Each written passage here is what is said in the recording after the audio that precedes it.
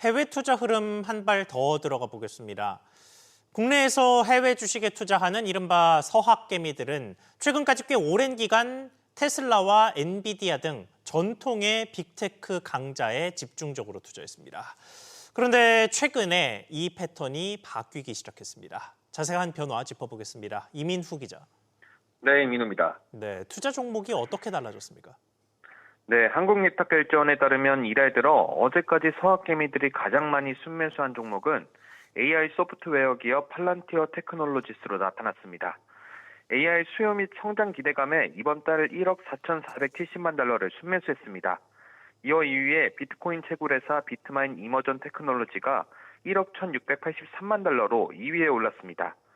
순매수 1억 달러가 넘는 종목은 팔란티어와 비트마인, 반도체 설계 소프트웨어 기업인 시노칩스와 보험회사 유나이티드 헬스케어 이 네 종목뿐입니다.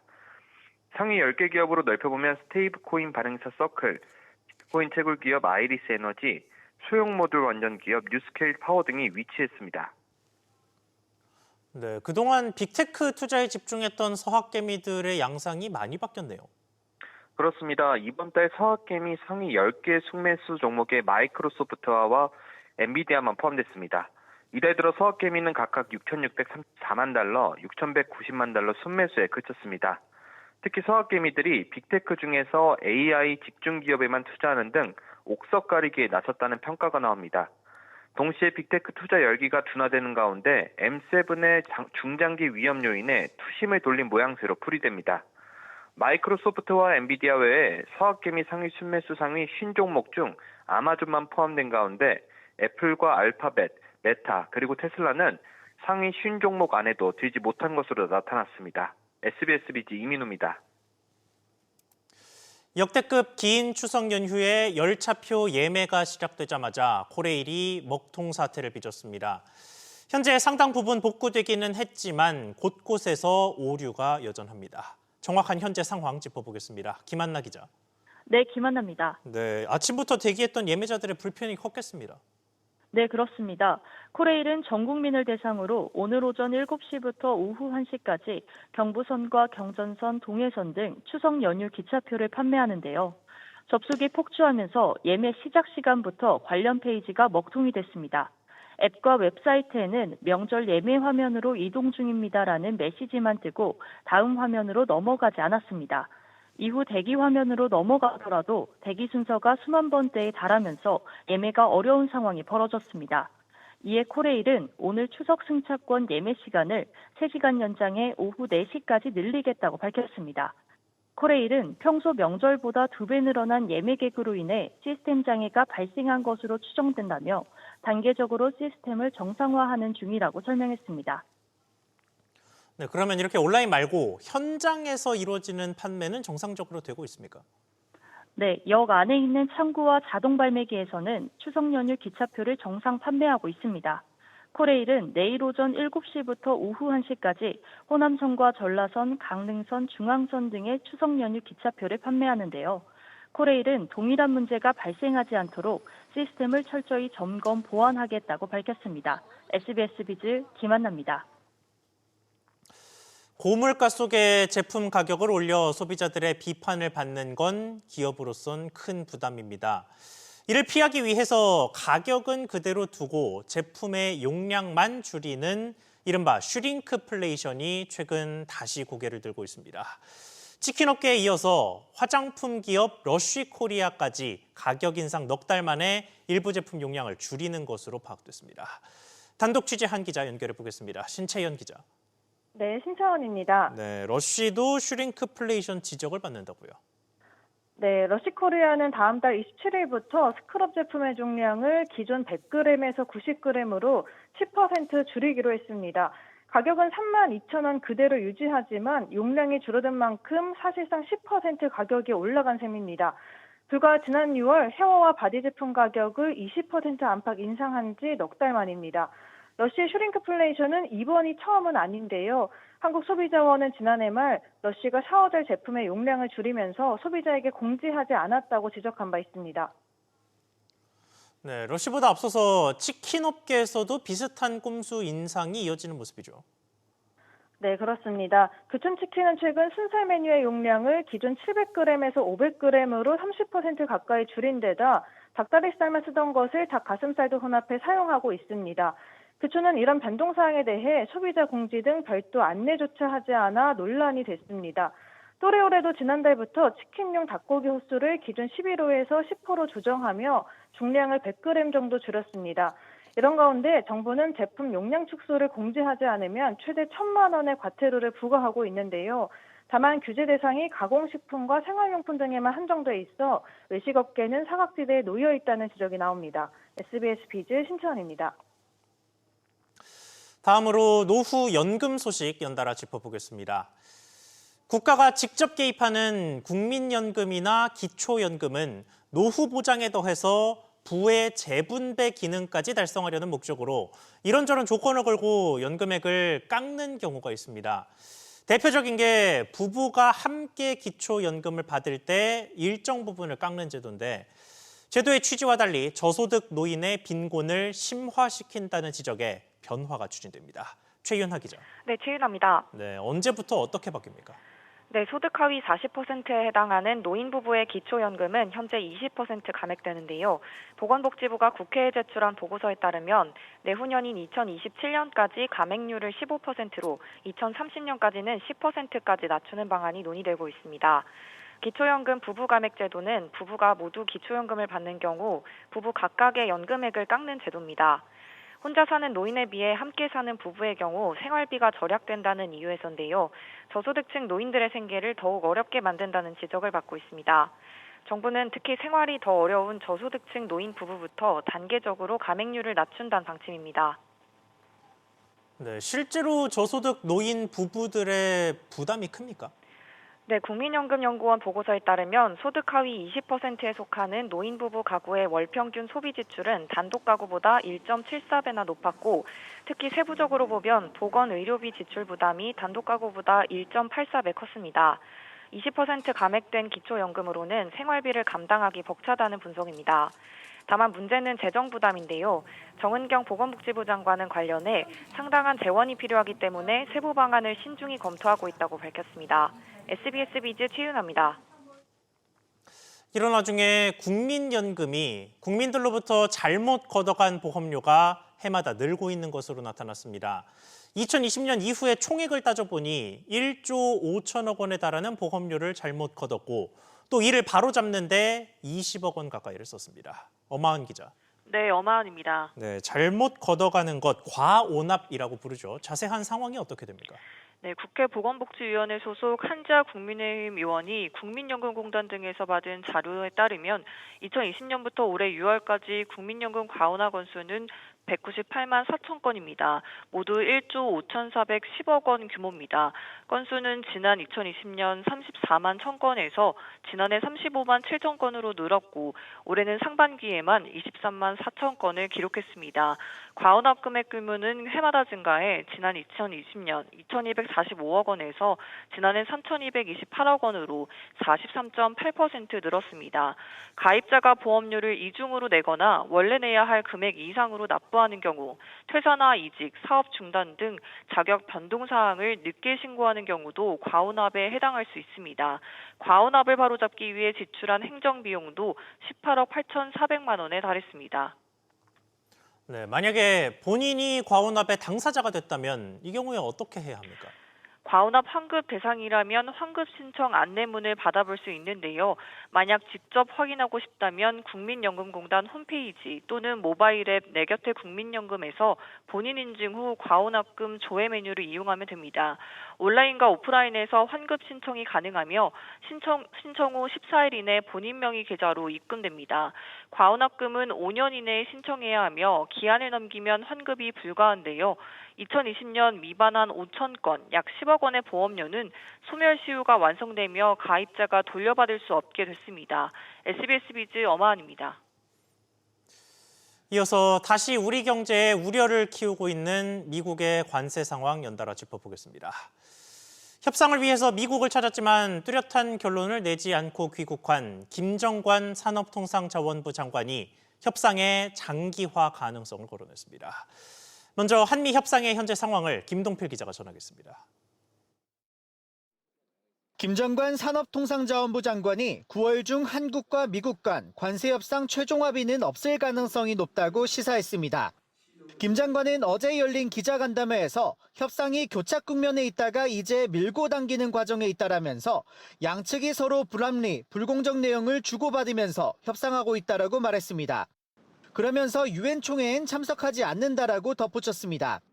이재명 대통령과 도널드 트럼프 대통령이 모두 참석하는 유엔 총회에서 관세 협상 관련 합의가 있을 수 있다는 관측에 대해 선을 그은 겁니다. 다만 김 장관은 인도나 스위스, 중국처럼 관세가 높아지진 않았다라면서 협상이 이어지고 있다는 의미라고 했습니다.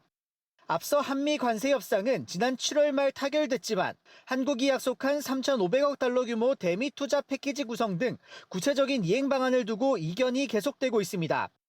협상이 빠르게 타결이 안 되는 것은 미국 측이 제시한 것이 현재로서는 우리 정부로서는 수용하기 어렵기 때문입니다. 서로 무언가 윈윈 할 수 있는 방안을 만들어낼 것인가. 그것을 지금 협상에 초점을 맞추어서 해나가고 있습니다. 김 장관은 구체적인 협상 내용에 대해선 유동적인 상황이라면서 언급을 피했습니다. 그러면서도 3,500억 달러 모두 미국이 가져가는 구조는 결코 아니라면서 마스가 1,500억 달러 사업처럼 우리 기업에 도움이 되는 부분도 있다라고 강조했습니다. 끝으로 김 장관은 미국과의 관계를 지금 어떻게 하느냐가 미래를 결정하는 중요한 판단이라면서 협상에 최선을 다하겠다고 밝혔습니다. SBS 비즈 김동필입니다. 이 와중에 트럼프 미국 행정부는 추가 관세 카드를 계속해서 꺼내들고 있습니다. 철강과 알루미늄 등의 관세가 부과되는 품목을 늘리고 의약품이나 반도체에는 자동차 이상의 고율 관세를 시사했습니다. 끝을 모르는 미국의 관세 압박 상황은 취재기자 연결해서 짚어보겠습니다. 김환진 기자. 네, 김환진입니다. 네, 우선 철강과 알루미늄 쪽은 움직임이 조금 더 본격적인데 상황 어떻습니까? 네, 미 연방 관보에 따르면 미국 상무부 산업안보국은 지난 15일부터 철강이나 알루미늄을 사용해 만든 파생 상품 가운데 관세 부과 대상에 추가할 품목에 대한 업계 의견 수렴에 나섰습니다. 미국은 무역확장법 232조를 근거로 철강과 알루미늄 그리고 이들 원재료로 만든 제품에 50%의 관세를 부과하고 있는데요. 앞서 지난 5월에는 접수된 의견을 바탕으로 냉장고와 건조기, 세탁기, 식기세척기 등 가전제품에 활용된 철강에 50% 관세 부과를 결정한 바 있습니다. 상무부는 기존에 지정되지 않은 자동차 부품을 25% 관세 부과 대상에 추가로 포함해달라고 요청할 수 있는 절차도 관보에 안내했는데요. 25% 관세가 적용되는 자동차 부품 종류가 늘면 미국으로 수출하는 우리 부품 업체들의 타격이 불가피할 전망입니다. 자, 이런 가운데 트럼프 대통령이 반도체와 의약품에 대해선 고율 관세를 시사했습니다. 그렇습니다. 트럼프 대통령은 영국 국빈 방문을 위해 백악관을 나서면서 취재진에게 반도체와 의약품의 이익률이 자동차보다 높다며 관세율 역시 25%인 자동차 관세율보다 높을 수 있다고 말했습니다. 앞서 트럼프 대통령은 반도체의 100% 수준의 관세를 언급한 바 있고 의약품에 대해서는 150에서 250%의 관세율을 예고한 바 있는데요. 아직 확정 발표하진 않았지만 초고율의 관세 부과 방침을 강조하면서 미국 내 생산을 압박하는 모습입니다. SBS 비즈 김한진입니다. 이렇게 미국에 투자하랴, 내수 진작에 쓰랴, 이래저래 돈 쓸 일이 많은 정부의 부채 비율이 올 1분기 사상 최고치를 기록했습니다. 여기에 가계와 기업 부채까지 합친 국가 총부채 역시 사상 최고치입니다. 박연신 기자. 네, 박연신입니다. 네, 우선 정부 부채 상황부터 전해주시죠. 네, 국제결제은행 BIS 기준에 따르면 올해 1분기 우리나라 GDP 대비 정부 부채 비율은 47.2%로 집계됐습니다. 1990년 통계 집계 이래 가장 높은 수치인데요. 코로나19로 크게 늘어난 재정 지출이 꾸준히 이어진 데다 최근에는 경제 성장률이 둔화하면서 분모인 GDP가 크게 늘지 않았던 게 주요 원인입니다. BIS 추정치 기준 정부 부채 규모는 1,212조 원에 달해 원화 기준으로도 사상 최대를 기록했습니다. 다만 국제 비교에서는 OECD 28개국 가운데 18위를 기록했는데요. 일본과 미국이 각각 1위와 4위를 기록하며 200%, 107%대로 집계된 것과 비교하면 아직 비교적 양호한 수준인 것으로 보입니다. 네, 정부 부채는 그렇게 늘었는데 가계와 기업 부채의 흐름은 어땠습니까? 가계부채 비율은 GDP 대비 89.5%로 지난 2019년 코로나 이전 수준까지 내려왔습니다. 2021년에는 99%를 넘을 정도로 위험 신호가 있었는데 최근 들어 조금씩 안정되는 모습입니다. 다만 OECD 국가 중 여전히 6번째로 높은 수준이라 안심하기는 어렵습니다. 반대로 기업 부채는 111.3%로 전분기보다 오히려 늘었습니다. 코로나 이후를 100%를 넘어선 뒤 줄곧 높은 수준을 유지하고 있는 건데요. 결국 정부와 가계, 기업 부채를 모두 합친 국가 총부채는 6,373조 원으로 또다시 사상 최대를 기록했습니다. SBS 비즈 박연신입니다. 정부가 중대재해가 발생한 기업의 돈줄을 어떻게 조일지 구체적인 방안을 내놨습니다. 은행 대출과 PF 보증, 보험료, 공시까지 전 금융권 자본시장에서 불이익을 받게 됩니다. 정동진 기자. 정동진입니다. 네, 구체적인 변화 전해주시죠. 네, 우선 금융위원회는 기업의 중대재해 이력을 신용평가 항목과 신용등급 조정 항목에 명시적으로 반영하기로 했습니다. 기존에는 기업의 영업, 경영 위험을 평가할 때 내부 통제와 노사협력 관계 등을 정성 요소로서 평가하는 데 그쳤는데요. 앞으로는 중대재해 이력이 영업, 경영 위험의 평가 항목으로 명시되고 이 평가 항목의 배점도 올리기로 했습니다. 중대재해 여부가 여신 심사에서 더욱 비중 있게 다뤄지면서 사망사고 발생 기업은 높은 신용 리스크와 금리 부담을 지게 됐습니다. 또 대출 한도를 정해놓고 돈이 필요할 때 꺼내 쓸 수 있는 마이너스 통장 등을 포함한 한도성 여신의 약정도 손보는데요. 기업의 중대재해가 발생하거나 관련 수사, 법적 분쟁이 발생한 경우 한도성 대출을 감액하거나 취급을 정지시킬 수 있는 약정을 전 은행에 반영하기로 했습니다. 그리고 보증 취급도 제한이 된다고요. 네, 주택금융공사의 프로젝트 파이낸싱 보증심사에 중대재해 이력의 반영을 강화하기로 한 건데요. 중대재해 발생 기업을 1단계부터 3단계까지로 구분한 다음 가장 심각한 3단계에 해당하면 아예 보증을 못 받게 만듭니다. 은행권 관계자는 주금공의 보증 제한으로 은행권의 PF 리스크 관리 기준도 더 엄격해질 전망이라며 안전관리 투자가 부족한 중견, 중소기업은 자금 조달이 더 어려워질 것이라고 설명했습니다. 또 기존엔 중대재해 위험 기업에 일괄 5점 감점을 적용했지만 앞으로는 5점부터 10점으로 확대해 위험이 클수록 감점이 커집니다. 이에 따라 단계별 가산 보증료율이 도입돼 위험 기업은 더 높은 보증료를 내야 합니다. SBS 비즈 정동진입니다. 부동산 대출 규제의 핵심 도구로는 담보 인정 비율 LTV와 총부채 원리금 상환 비율 DSR 등의 지표가 있죠. 이런 지표의 관리 권한이 부처 간에 나뉘게 됐습니다. 관련된 법은 재정경제부가, 또 세부 감독 규정은 금융감독위원회가 맡기로 정해진 것으로 확인됐습니다. 실제 우리가 대출을 받을 때 어떤 변화를 가져올지가 관심사인데 단독 취재한 기자 연결해서 짚어보겠습니다. 오수영 기자. 네, 오수영입니다. 네, 대출 규제 관련해서 정부 부처 간의 업무 분장이 좀 정리되는 것 같은데 양상이 어떻습니까? 네, 정부 관계자에 따르면 LTV와 DSR 관련해 재정경제부는 관련법을, 금융감독위원회는 감독 규정을 각각 맡기로 최근 정해졌습니다. 가계부채 관리 정책은 은행법과 인터넷 전문은행 플랫폼법 등 10개 법과 해당 법 시행령을 큰 틀로 하고 구체적인 사항은 감독 규정으로 정해져 왔습니다. 은행, 보험, 저축, 여전, 상호금융 등 5개 업권별 감독 규정 개정을 통해서 가계부채 관리를 위한 구체적인 사항들에 대한 미세 조정이 이루어져 왔는데요. 관련해 앞으로는 은행법 등 법은 재경부가, 은행업 감독 규정 등 감독 규정은 금감위가 각각 소관 업무로 맡아 운영하기로 정해진 겁니다. 그렇군요. 자, 그리고 정부 조직법의 법안 처리도 속도를 내고 있죠. 그렇습니다. 여당은 오는 25일 본회의에서 정부조직법 개정안 처리를 한 뒤에 금융당국 조직 개편 패스트트랙 강행을 못 받고 야당의 협조를 구한 상태입니다. 여당 원내대표인 김병기 의원이 지난 15일 대표 발의한 정부조직법과 은행법, 금융소비자보호법 등 개정안과 금감위 설치법에는 민주당 의원 166명 전원이 이름을 올렸습니다. 여당안대로 통과가 되면 금융위원회에서 정책 바통을 넘겨받는 금감위의 권한은 대폭 강해지는 반면 감독기관인 금감원의 기능은 크게 축소됩니다. 금감원은 금융회사 CEO 문책경고 이상의 중징계 권한 행사를 못하게 되는데 법 개정에 따라 이 권한이 금감위로 넘어가게 되기 때문입니다.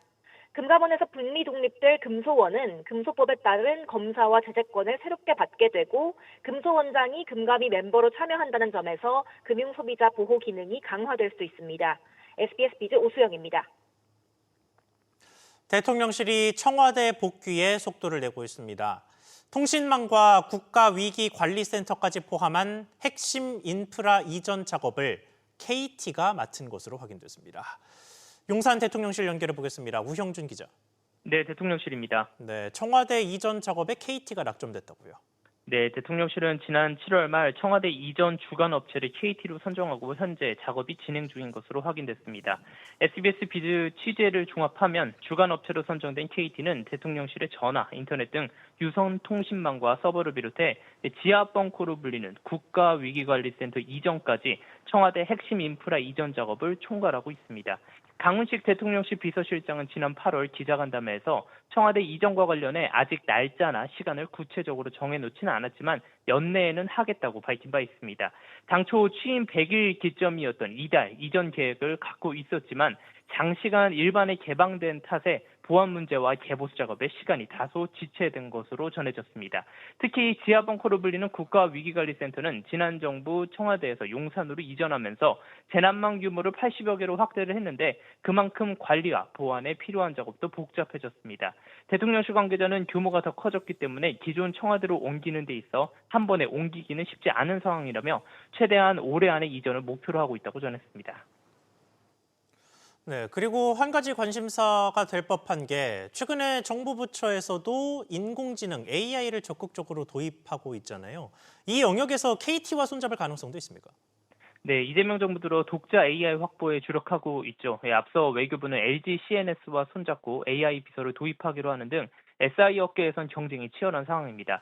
따라서 KT의 챗GPT라고 불리는 생성형 AI 믿음도 청와대와 손잡을 가능성도 점쳐지고 있습니다. 실제 KT는 지난 7월 경기도 행정에 KT AI 믿음 2.0을 도입하는 사업을 따냈고 대법원과도 145억 원 규모의 AI 플랫폼 구축 사업을 계약한 바 있습니다. 대통령실과 KT는 청와대 이전 계약과 관련해 계약 여부나 구체적 내용을 확인해 줄 수는 없다고 밝혔습니다. SBS 비즈 우영준입니다.